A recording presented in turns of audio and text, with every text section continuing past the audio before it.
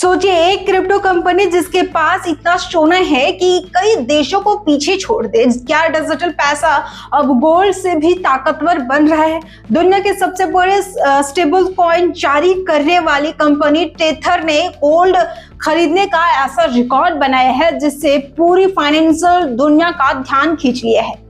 Company का gold reserve 132 ton तक पहुंच चुका है, जिसकी वैल्यू करीब 19.8 अरब डॉलर है। सिर्फ मार्च तिमाही में ही इसने 6 टन सोना खरीदा, जबकि पिछली तिमाही में 27 टन की भारी खरीदारी की थी।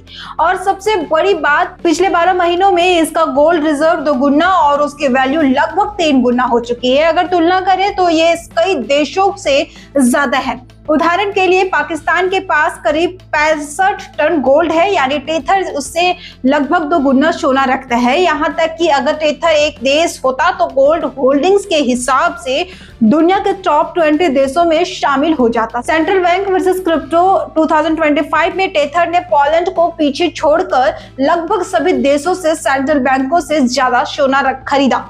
वहीं रिजर्व बैंक ऑफ इंडिया ने सिर्फ 4 टन गोल्ड खरीदा। मतलब अब मुकाबला सिर्फ देश के बीच नहीं बल्कि क्रिप्टो कंपनियों और सेंट्रल बैंकों के बीच भी है।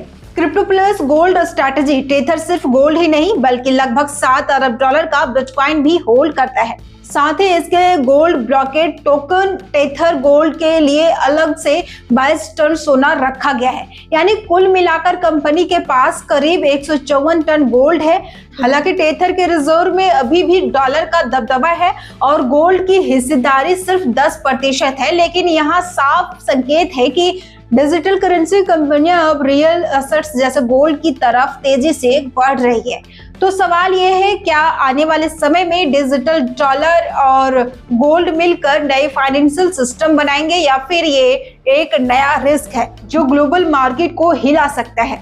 आप क्या सोचते हैं, क्रिप्टो ज्यादा भरोसेमंद है या गोल्ड? कमेंट में अपनी राय जरूर बताएं और ऐसे ही अपडेट के लिए जुड़े रहिए कारोबार के साथ।